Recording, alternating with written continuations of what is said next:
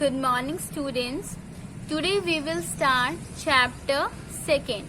So chapter 2nd name is here Nutrition in Animals. In first chapter I told you about the nutrition in plants, and now we will discuss about the nutrition in animals. So firstly, we should know on the basis of nutrition we will divide the animals in three groups. First one is herbivores, second one is carnivores, and third one is omnivores. And I told you this firstly in your 6th class. So again we can repeat, herbivores are depend on plants for getting their food, and carnivores are depend on the herbivores animals जो कि plants को खाते हैं. उन्हीं animals को जो carnivores animals हैं, जो मांसाहारी एनिमल्स हैं, वो एज अ फूड गेन करते हैं. एंड जो ऑमनीवोर्स एनिमल्स होते हैं वो सभी चीज़ें खा सकते हैं. They can eat plant products and also animals. So we can call them omnivores. Example herbivores के हम कोई भी शाकाहारी हर्बीवोर एनिमल एग्जाम्पल की फॉर्म में ले सकते हैं, like goat, cow, buffalo. And carnivores like lion, tiger. And about the omnivores, so सबसे बड़ा एग्जाम्पल तो उसका कौन होगा? ह्यूमन बींग्स, क्योंकि ह्यूमन बींग्स क्या करते हैं? प्लांट प्रोडक्ट्स को भी खाते हैं और एनिमल्स को भी खाते हैं, तो उनको क्या कहा जाएगा? omnivores. Now we will start our chapter. That there is first point. Animals get their food from plants either directly by eating plants or indirectly by eating animals that eat plants. So what you understood by this point कि जो animals हैं वो भी अपना food कहाँ से gain करते हैं? Plant से ही gain करते हैं. या तो डायरेक्टली वो प्लांट्स को खाते हैं या फिर इनडायरेक्टली वो उन एनिमल्स को खाते हैं जो कि प्लांट्स पे डिपेंड होते हैं. तो फर्स्टली आई टोल्ड यू कि जो हर्बीवोर्स होते हैं वो डायरेक्टली प्लांट्स को खाते हैं, एंड जो कार्निवोर्स होते हैं वो इनडायरेक्टली प्लांट्स पर डिपेंड होते हैं क्योंकि वो उन एनिमल्स को खाते हैं जो कि प्लांट्स को खाते हैं. Okay, so that is your first point. Now you will C next one point. All organisms require food for growth, repair and maintenance of or functioning of the body. So all organisms, सभी जो organisms होते हैं उनको ज़रूरत होती है food की for growth.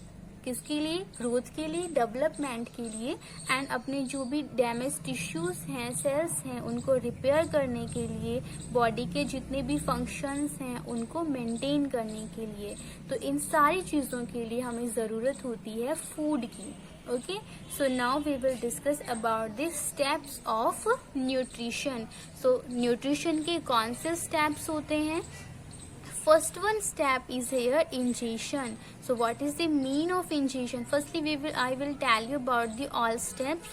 First one ingestion, second one digestion, third one absorption, fourth one assimilation, and last one egestion. So these all are 5 steps of nutrition. So we will discuss here firstly about the first topic, first step of the digestion. First step of nutrition, that is ingestion. So what is the mean of ingestion? The process of taking food into the body is called ingestion. So ingestion क्या है? किसी चीज़ को ingest करना. ठीक है, आपने देखा होगा जब हम इंजेक्शन लगवाते हैं तो इंजेक्शन में क्या होता है? कोई भी मेडिसिन हमारी बॉडी के अंदर इंजेस्ट होती है. तो ऐसे ही यहाँ पर इंजेक्शन का मीन क्या है? It is a process in which we will take food inside our body. यानी हमारे शरीर के अंदर जब हम खाने को लेते हैं, एंड हम खाने को कैसे अपनी बॉडी के अंदर लेंगे? माउथ के थ्रू.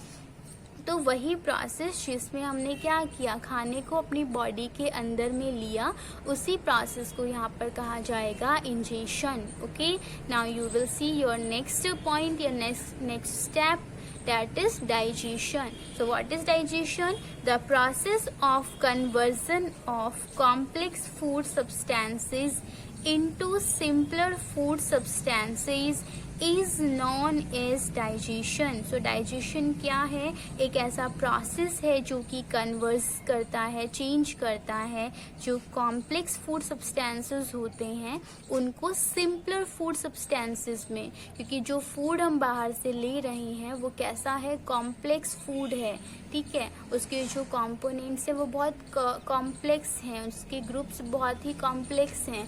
तो हमारी बॉडी क्या करती है, जैसे ही फूड हमारी बॉडी में इंसर्ट होता है, जाता है, तो जो डाइजेस्टिव जूसेस हैं वो क्या करते हैं? उस कॉम्प्लेक्स फूड मटेरियल को सिंपलर फूड सब्सटेंसेस में कन्वर्ट करते हैं ताकि उससे एनर्जी प्रोड्यूस हो सके। तो दैट इज डाइजेशन। डाइजेशन में क्या हो रहा है? कॉम्प्लेक्स फूड सब्सटेंसेस जो हैं वो सिंपलर फूड सब्सटेंसेस में कन्वर्ट हो रहे हैं। Next one point is here, the digestion is carried by our digestive system by mechanical and by biochemical method. So digestion की जो प्रोसेस हो रही है, हमारा जो डाइजेस्टिव सिस्टम है उसमें जो डाइजेशन हो रहा है उसमें दो मेथड यूज होते हैं। एक होता है मैकेनिकल मेथड और दूसरा होता है biochemical method. So mechanical method क्या है? मैकेनिकल से मीन है जिसमें हम कोई भी इक्विपमेंट का यूज करके एंड फूड को डाइजेस्ट करते हैं। इट्स मीन डाइजेशन तो होता है किसी कॉम्प्लेक्स फूड सब्सटेंसेस को सिंपलर में चेंज करना। तो जैसे ही हम किसी फूड को अपने माउथ में लेते हैं एंड टीथ से उसको चबाते हैं तो वो क्या हो रहा होता है? कॉम्प्लेक्स फूड सब्सटेंस सिंपलर में टूट रहा है, तो वो भी क्या हो गया? एक काइंड ऑफ डाइजेशन हो गया। तो इस तरह से वहाँ पर कौन सा मेथड यूज हुआ? मैकेनिकल, क्योंकि हमने वहाँ पर एक मशीनरी का यूज किया है, हमारे टीथ का यूज किया है फूड को सिंपलर सब्सटेंसेस में कन्वर्ट करने के लिए। दूसरा मेथड है बायोकेमिकल मेथड। सो बायोकेमिकल मेथड में क्या होता है? देखो केमिकल वर्ड यहाँ आ रहा है, तो केमिकल से मीन क्या है? यानी एक ऐसा मेथड जिसमें केमिकल्स का यूज हो रहा है फूड को सिंपलर सब्सटेंसेस में कन्वर्ट करने के लिए।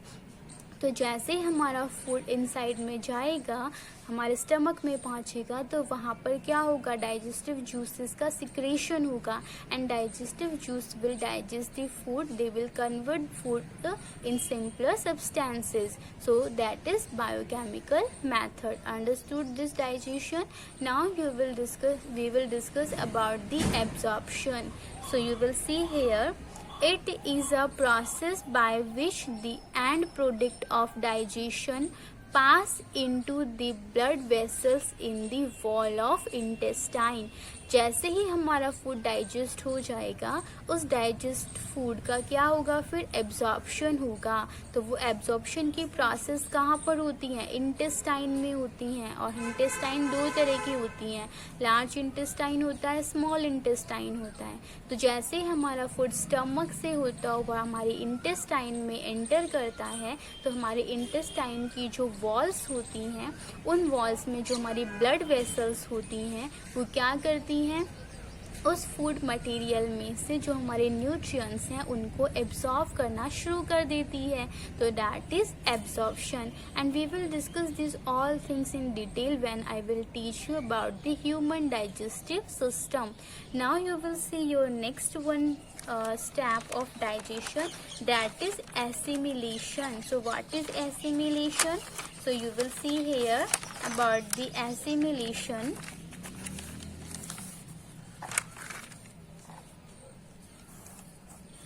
The absorbed substances are transported through the blood vessels to different organs of the body. You can see here about the assimilation कि जब हम हमारा फूड क्या हो चुका है? एब्जॉर्ब हो चुका है, तो अब ये एब्जॉर्ब सब्सटेंसेस कहाँ पर ट्रांसपोर्टेड होंगे? हमारी बॉडी के जो भी ऑर्गन्स हैं वहाँ तक। और इनको ट्रांसपोर्ट करने का वर्क किनके थ्रू होता है? Through the blood vessels. हमारी जो ब्लड वेसल्स हैं जिन्होंने उस फूड मटेरियल को एब्जॉर्ब करके और ब्लड के अंदर मिक्स किया है, वही ब्लड वेसल्स क्या करती हैं? डिफरेंट ऑर्गन्स को उनकी सप्लाई करती है। where they are used to build complex substances, जहाँ पर इस मटेरियल का यूज़ किस में होता है, कॉम्प्लेक्स सब्सटेंसेस की फॉर्मेशन में होता है। पहले वो सिंपलर फॉर्म में कन्वर्ट होते हैं, उसके बाद में वो वापस से कॉम्प्लेक्स सब्सटेंसेस में कन्वर्ट होते हैं। जैसे कि प्रोटीन्स, हम यहाँ पे एग्जांपल ले सकते हैं, such as the proteins required by the body, क्योंकि प्रोटीन हमारी बॉडी के ग्रोथ एंड डेवलपमेंट के लिए ज़रूरी होता है। तो जैसे हमारा फूड डिफरेंट ऑर्गन्स तक सप्लाई होगा और साथ ही वो किस में कन्वर्ट हो जाएगा, कॉम्प्लेक्स सब्सटेंस में कन्वर्ट हो जाएगा, ताकि हमारी बॉडी उसका यूज़ कर सके। उसी प्रोसेस को कहा जाता है एसिमिलेशन। तो एसिमिलेशन क्या है, एक प्रोसेस है जिसके थ्रू बॉडी को न्यूट्रिएंट्स की सप्लाई की जाती है, that is assimilation. And now your last step is egestion. अब ये इजेशन क्या है, the undigested waste is removal through the anus from time to time is called egestion। तो जैसे हमारा फूड डाइजेस्ट हो गया, डाइजेशन के बाद एब्जॉर्प्शन हो गया, उसको सारे ऑर्गन्स तक सप्लाई हो गई, अब जो अनडाइजेस्टेड फूड मटेरियल हमारा बच गया है उसको भी हमारी बॉडी से बाहर निकालना होगा। तो वो जो हमारा वेस्ट मटेरियल है उसको रिमूव किया जाता है एनस के थ्रू हमारी बॉडी से समय समय पर। उस प्रोसेस को हम क्या कहेंगे, egestion. Okay, that is egestion. Now all steps of nutrition completed here. We will start, your next topic is here, human digestive system. So human digestive system में हम दो चीज़ों को ज़्यादा डिस्कस करेंगे, that is first one alimentary canal and second one I will tell you after. So firstly you will see here about the alimentary canal. It is a long tube run from mouth to anus। अब alimentary canal क्या है, हमारी body में mouth से लेकर के और हमारा जो एनस है जहाँ से हम वेस्ट मटेरियल को बाहर निकालते हैं, वहाँ तक एक लॉन्ग ट्यूब है, एक लंबी सी नली है, जिसको ही हम क्या कहते हैं, एलिमेंट्री कैनाल।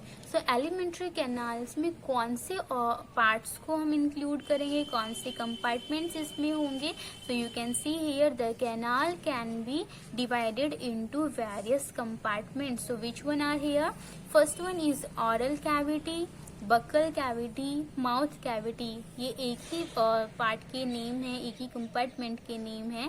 ऑरल कैविटी होती है हमारी माउथ कैविटी, यानी जो मुंह से हम खाने को अंदर लेते हैं तो उसी से हमारा डाइजेशन शुरू होता है, वहीं से हमारी एलिमेंट्री कैनाल शुरू होती है। तो that is oral cavity, buccal cavity और mouth cavity. Next one is here pharynx. अब फिरिंग्स क्या होता है, common passage for food and air. So common passage होता है ये किसके लिए, हमारे फूड एंड एयर के लिए। यानी अगर हम बात करते हैं फिरिंग्स की, तो फिरिंग्स कहाँ पे, हमारे थ्रोट में होता है, गले में होते हैं। दो पाइप्स होते हैं, एक हमारा विंड पाइप होता है और दूसरा हमारा फूड पाइप होता है।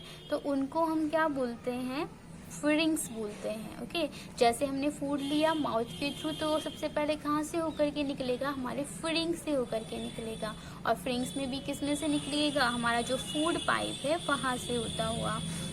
Next one is here oesophagus. So you will see here we can call this also food pipe, उसको हम फूड पाइप भी बोलते हैं। तो after these two we will discuss about the oesophagus and I will tell you this all things in detail when I will teach you the human digestive system. So next one part is here stomach. Stomach कैसा shape है, J shaped होता है, muscular bag होता है, मांसपेशियों से बना हुआ एक थैला होता है जिसको हम बोलते हैं स्टमक। स्टमक में ही हमारा डाइजेशन होता है। And next one is here small intestine. So small intestine के 3 पार्ट्स होते हैं। स्मॉल इंटेस्टाइन जो है एक नली जैसे एक ट्यूबुलर स्ट्रक्चर होती है एंड उसमें 3 पार्ट्स होते हैं। First one is here duodenum, second one is here jejunum and third one is here ileum. So ये 3 पार्ट हैं जिनको हम डिस्कस करेंगे स्मॉल इंटेस्टाइन में। ड्यूडेनम में क्या होता है, डाइजेशन कंप्लीट हो जाता है। जेजेनम एंड इलियम में क्या होगा, फूड जो है उसका एब्जॉर्प्शन शुरू हो जाएगा। डाइजेशन के बाद क्या होगा, एब्जॉर्प्शन होगा। So when I will teach small intestine we will discuss this in detail. Now next one is here about the large intestine. So large intestine क्या होता है? Large intestine में भी 3 parts होते हैं, ठीक है. Large intestine you will see here, that is next one part compartment of your alimentary canal, that is large intestine. So large intestine के भी 3 parts हैं. First one is here cecum, second one colon, and third one rectum. So we will discuss this also in detail. And next one is here anus. So anus कौन सा part होता है? जहाँ से हम undigested material को, waste material को body से बाहर निकालते हैं. So next one, first I told you about the alimentary canal. Firstly I told you कि हम human digestive system में 2 चीज़ों को डिस्कस करेंगे. First one alimentary canal. Alimentary canal के बहुत सारे कंपार्टमेंट्स हैं जिनको भी हम डिस्कस करेंगे. And next one is here digestive glands. और ये ग्लैंड्स क्या करती हैं? डाइजेस्टिव जूसेस को सिक्रेट करती हैं. तो कौन सी डाइजेस्टिव ग्लैंड्स हम डिस्कस करेंगे? फर्स्ट वन स्लाइवरी ग्लैंड जो कि स्लाइवा सिक्रेट करती है. Second one liver and third one is pancreas. So इन सब को हम डाइजेस्टिव ग्लैंड्स में डिस्कस करेंगे. Okay, so that is about the part of the that human digestive system, जिसमें हमने एलिमेंट्री कैनाल को डिस्कस किया है एंड डाइजेस्टिव ग्लैंड्स को हमने इसमें डिस्कस किया है. So after this you will make the figure 2.2, and in figure 2.2 there is a figure of digestive system, human digestive system. So you have to make this one figure. When you will write these all things, you will make the figure of human digestive system. So ये figure है 2.2 human digestive system. You have to make this one figure, and about the human digestive system we will discuss after. Okay, bye and take care.